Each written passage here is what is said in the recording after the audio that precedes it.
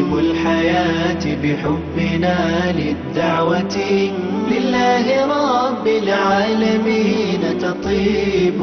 أسعد قلوبا بالهداية والتقى وانر طريقي كي أراه يطيب.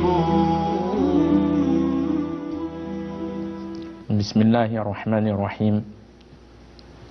الحمد لله رب العالمين، والصلاة والسلام على أشرف الأنبياء والمرسلين نبينا محمد وعلى آله وصحبه أجمعين. Chers frères, chères sœurs, Assalamu alaikum wa rahmatullahi wa barakatuh, et bienvenue à tous et à toutes dans la continuité de nos cours. Et nous sommes aux portes de l'entrée du mois de Ramadan, en demandant à Allah subhanahu wa ta'ala de nous faciliter à tous et à toutes les actions du paradis en ce mois, et qu'il nous fasse miséricorde à tous et à toutes, et qui nous facilite, qui pardonne à ceux qui ont quitté parmi les musulmans ce bas monde, qui leur fasse miséricorde. Et la personne, elle se doit de profiter de cette occasion. Allah Azza wa Jalla nous a donné l'occasion de pouvoir entrer en ce noble mois. Le fait de ne pas gâcher cette occasion annuelle, et qui sait qu'il sera parmi les vivants au Ramadan prochain. Et l'immense récompense d'Allah subhanahu wa ta'ala et l'immense grâce d'Allah subhanahu wa ta'ala aux jeûneurs d'un jeûne sincère, conforme à la sunna du prophète alayhi salatu wa salam, recherchant la satisfaction d'Allah. Et le fait qu'à partir d'aujourd'hui, la personne elle ait un programme. Les jours vont passer très vite. Les jours vont passer très vite. Et certaines personnes sont programmées d'avance, que ce soit au niveau de la lecture du Coran, la lecture de ce noble livre qui a été descendu en ce noble mois. Le début de la descente de ce livre fut en ce noble mois. Et bien, la personne, comme nous avons pu voir dans les cours précédents, la personne elle doit donner importance à la lecture du Coran et avoir un programme. La personne elle peut lire le Coran, une fois tout entier dans le mois de Ramadan, en lisant 20 pages par jour. Et elle peut partager cela après chaque prière en lisant 4 pages après chaque prière. Elle aura terminé à lire le Coran une fois minimum dans le mois. Combien de hasanat elle va récolter par cela? Et qui pourra donner ces hasanat à cette personne dans l'au-delà? Il n'y a personne qui donnera de ces hasanat. Et c'est la chose qui va rester avec toi dans la tombe. Les œuvres de la personne. Personne ne pourra être d'utilité si ce n'est tes œuvres qui resteront avec la personne dans la tombe. Ses richesses, ses enfants, la famille, tout cela, il reste dans ce bas monde. Parce qu'il y a quelqu'un qui est parti dans la tombe et qui a emmené ces choses-là, si ce n'est son âme et ses œuvres, sa personne et ses œuvres. Donc, la personne elle doit profiter de l'occasion. Donc en lisant 20 pages par jour, la personne elle termine le Coran entièrement pendant le mois de Ramadan. Et comme il a été rapporté de Abdullah ibn Mas'ud radiyallahu anhu, que le prophète sallallahu alayhi wa sallam a dit: quiconque lit une lettre du Coran, une seule lettre, aura une bonne action. Et la bonne action est multipliée par 10. Je ne dis pas que Alif, Lam, Mim sont une lettre, mais Alif est une lettre, Lam est une lettre et Mim est une lettre. Alors qu'est-ce que ça en est si la personne elle lit les 20 pages par jour? Elle lit le Coran tout en entier. Et ça nous amène aussi à nous éduquer, à avoir un lien avec le livre d'Allah subhanahu wa ta'ala en sortant de ce mois de Ramadan. À être continu. Si la personne elle lit 40 pages par jour, c'est-à-dire 8 pages après chaque prière, elle aura pu lire le Coran 2 fois dans le mois. 2 fois dans le mois. Et 10 récompenses pour chaque lettre lue du livre d'Allah. Et si elle lit 12 pages par jour, elle aura terminé le Coran, elle aura lu le Coran 3 fois dans le mois. Donc la personne, elle se doit de mettre un programme, de se faire un programme et de se couper du monde, si on peut dire comme cela, lorsque son programme doit être appliqué pour chaque journée de jeûne vis-à-vis du Coran. S'il veut le terminer en 3 fois dans le mois, il lit 12 pages à chaque prière, après chaque prière. S'il veut le terminer 2 fois dans le mois, il lit 8 pages après chaque prière. S'il veut le terminer une seule fois, il lit 4 pages après chaque prière. Et maintenant, même avec la technologie de notre époque, Allah il a facilité le moyen de pouvoir lire le Coran même sur le téléphone. Même sur le téléphone, la personne qui a une application qui a le Coran, à n'importe quel endroit où elle se trouve, en pause, au travail, n'importe quel endroit, elle attend quelque chose ou autre, elle lit. Elle lit. Elle a son programme. Et le fait de ne pas être pris par les insufflations du diable qui te dit qu'il faut que ton cœur soit présent, que tu médites à tout prix, sinon c'est pas la peine de lire le Coran.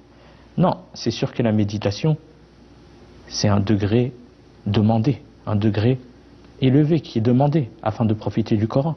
Mais la personne ne peut pas être chaque jour dans tous ses états. Elle peut être touchée par tristesse, elle peut être touchée par quelconque chose de la vie de tous les jours qui ne lui permet pas d'être tous les jours dans la possibilité de pouvoir méditer dans le Coran. Donc elle laisse le Coran, elle lit pas le Coran dans cette journée? Eh bien non. Cela fait partie des ruses du diable. Elle lit le Coran. Et si la personne elle a des difficultés, eh bien si la personne elle a des difficultés à lire le livre d'Allah, sache à partir du moment que tu ouvres la parole du tout miséricordieux, le Coran, sache que tu es gagnant. Eh bien celui qui a des difficultés, Allah il le récompense pour la lecture, d'une part, et une autre pour la difficulté éprouvée à la lecture. Eh bien, ce n'est que bonheur. Ce n'est que bonheur. Alors qu'est-ce que ça en est, bien évidemment, si la personne, elle arrive en même temps à avoir un temps de méditation sur les versets. Car il est réel que le Coran, il a été descendu dans le but de méditer, afin de tirer profit. Déjà dans un premier temps, de croire aux informations contenues dans le Coran, ainsi que les règles contenues dans le Coran, et le fait d'accomplir les obligations et de délaisser et d'éviter les interdits. Là, la personne, elle met en pratique la parole d'Allah subhanahu wa ta'ala. C'est pour ça qu'Allah azza wa jalla, il dit dans son noble livre, كتاب أنزلناه إليك مبارك ليدبروا آياته وليتذكر أولو الألباب. C'est un livre béni que nous avons fait descendre afin qu'ils méditent ces versets et que se rappellent les doués de raison. Donc la personne, elle lit le Coran en tout état. Si elle n'arrive pas à la méditation, qui est un degré demandé, elle lit le Coran car elle est récompensée pour chaque lettre qu'elle lit. Et elle adore Allah par cela. Et elle fait l'effort d'avoir un temps aussi de méditation. Si elle peut joindre les deux, eh bien, c'est complet et plus parfait. Car en méditant, comme Allah il a dit subhanahu wa ta'ala, ceci est un livre béni que nous t'avons révélé afin que les hommes méditent sur ces versets et que ceux qui sont doués de raison en tirent une exhortation. La personne en profite par la lecture de ce noble livre. C'est pour ça que l'imam Sa'di, rahimahullah, a dit dans l'interprétation de ce livre, ainsi la récitation empreinte de méditation est meilleure que la lecture rapide qui ne permet pas d'atteindre cet objectif.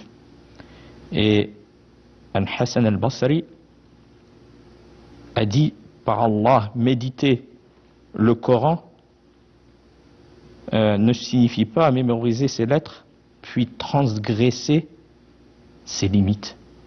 Non. Puis il dit, quelqu'un peut dire j'ai lu tout le Coran, il a lu tout le Coran. C'est un bien, c'est un grand bien, comme on a dit pour chaque lettre, dit Hassanat. Mais celui qui a médité et qui s'est soumis aux obligations d'Allah subhanahu wa ta'ala et qui a délaissé ses interdits, eh bien cela, c'est le fruit de la lecture du Coran et de la méditation sur ce noble livre. Donc il dit, quelqu'un peut dire j'ai lu tout le Coran sans qu'on ne voit rien du Coran en son comportement et ses œuvres.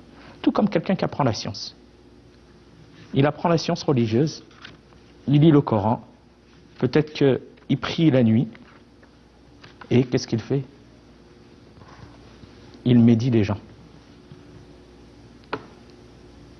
Donc, nous avons dit, c'est le fait de mettre en application la parole d'Allah subhanahu wa ta'ala. Et donc, comment la personne, et des fois, Shaitan, Iblis, il ruse la personne en pensant qu'il a la possibilité de dire ce qu'il est en train de dire, alors qu'il ne sait pas qu'il est en train de commettre un grand péché. Même si la personne a lu le Coran. Mais le but, c'est de mettre aussi en pratique la parole d'Allah subhanahu wa ta'ala. C'est le fruit, c'est ce qui est demandé. Donc le fait qu'on s'éduque par la lecture de ce noble livre, qu'elle ait un effet sur nous. Eh bien la personne qui médit, et le fait de médire, la médisance, qui fait partie des grands péchés, c'est le fait de parler de propos sur des paroles sur ton frère ou ta sœur en islam, dans le but de le dénigrer ou de le critiquer en son absence, or qu'il n'aimerait pas entendre cela de son présent. Et cela que ce soit sur son physique, tout comme sur son caractère, ou autre. Il n'est pas permis de faire cela. Et le prophète sallallahu alayhi wa sallam, il a mis en garde. Ainsi qu'Allah azza wa jal, le prophète sallallahu alayhi wa sallam, il a dit, il fut interrogé au sujet de la médisance. Donc là, on prend la définition du prophète alayhi salatu wa sallam. C'est quoi la médisance? Et il répondit, alayhi salatu wa sallam, c'est d'évoquer ton frère, tout comme ta sœur, par des propos qu'il n'aimerait pas entendre.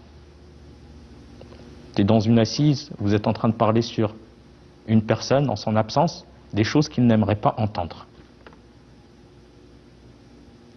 La personne, elle est tombée dans la médisance.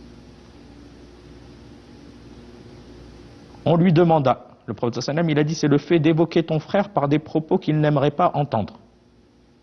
On demanda au prophète sallam, vois-tu si ce que je dis est vrai, ce que je suis en train de dire sur la personne qui n'est pas là, qui n'est pas présente, est vrai? Qu'est-ce qu'il répondit, le prophète sallam? Est-ce qu'il lui a dit, vas-y, tu peux parler? Le fait qu'on s'éduque par la sunna du prophète sallam, par la parole d'Allah azza wa jal, c'est ça qui est demandé. Qu'est-ce qu'il a répondu, le prophète sallallahu alayhi wa sallam? Il a dit, si ce que tu dis est vrai, ce que tu es en train de dire sur la personne qui est absente, qui n'est pas là, est vrai, tu l'auras médit. t'es tombé dans ce grand péché. Donc il est bien de lire le Coran, d'apprendre la sunna du prophète alayhi salam, mais on se doit d'appliquer cela, on se doit d'appliquer. Et le prophète sallallahu alayhi wa sallam, il a dit, et si ce n'est pas vrai, en plus il y a des gens qui parlent sur les autres en mensonge, où ils déforment le sens voulu. Ils déforment le sens voulu. Il a dit, si ce n'est pas vrai, tu auras menti sur lui. Et dans la parole d'Allah, parce qu'on est dans le mois, on va rentrer dans le mois du Coran, donc on doit appliquer la parole d'Allah subhanahu wa ta'ala. Qu'est-ce qu'Allah azza wa jal il dit? Allah, il a qualifié cela, dans son noble livre, comme le fait de manger la chair de son frère mort, à médisance. Allah azza wa jal il dit, وَلَا تَجَسَّسُوا وَلَا يَغْتَبْ بَعْضُكُمْ بَعْضًا أَيُحِبُّ أَحَدُكُمْ أَنْ يَأْكُلَ لَحْمَ أَخِيهِ مَيْتًا فَكَرِهْتُمُوهُ. Regardez la parole d'Allah azza wa jal. À quoi Allah il appelle les gens? Allah il dit, et ne vous médisez pas les uns les autres. L'un d'entre vous aimerait-il manger la chair de son frère mort? Vous le détesteriez. La personne la détesterait de manger la chair de son frère mort. Alors le jeûne, comme le prophète sallallahu alayhi wa sallam, il a dit, le fait qu'on prenne attention, on fasse attention. Le prophète sallallahu alayhi wa sallam, il a dit, celui qui ne délaisse pas les mauvaises paroles, les mauvaises actions ou comportements, Allah n'a nul besoin qu'il se prive de nourriture et de sa boisson. C'est pas le fait juste de se priver de nourriture et de boisson, mais aussi de s'éduquer dans le comportement. Jabir, radiyallahu anhu, a dit, lorsque tu jeûnes, préserve ton ouïe, ta vue, ta langue du mensonge et des interdits, ne cause pas de tort à tes voisins, et pars-toi de recueillement et de quiétude, et fais en sorte que ton jour de jeûne ne ressemble pas au jour où tu manges. La personne, elle doit changer. Si on lit le livre d'Allah, on doit changer. On lit les hadiths du prophète sallallahu alayhi wa sallam, on les écoute, on doit changer. Et le but, c'est qu'on sort du ramadan pas comme on est entré, en ayant changé dans notre comportement, en délaissant la nuisance des gens, tout comme la calomnie, le fait de propager des propos dans le but de semer la discorde, qui fait aussi partie des grands péchés. On doit s'éduquer par ce Coran et la sunna du prophète sallallahu alayhi wa sallam qui appelle à tout bien.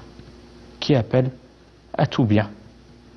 Et c'est ça le but et les fruits de ces adorations et de l'apprentissage de la science religieuse et de la lecture du Coran et des hadiths du prophète sallallahu alayhi wa sallam. C'est le fait de les mettre en pratique et de s'éduquer. Donc on demande à Allah azza wa jal de nous faciliter à tous et à toutes de profiter de la lecture de son noble livre, de sa parole subhanahu wa ta'ala, ainsi que de la sunna du prophète sallallahu alayhi wa sallam, et nous faciliter les œuvres pieuses dans ce mois béni, et qui fasse descendre sur nous sa miséricorde et qui nous gracie de tous et toutes de l'enfer.